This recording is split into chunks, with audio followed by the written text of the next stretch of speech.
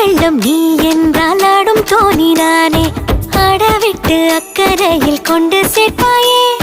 பட்டாம்பூச்சி நான் என்றால் எட்டு திசை நீயே எந்த பக்கம் போனால் என்ன நீதான் நிப்பாய்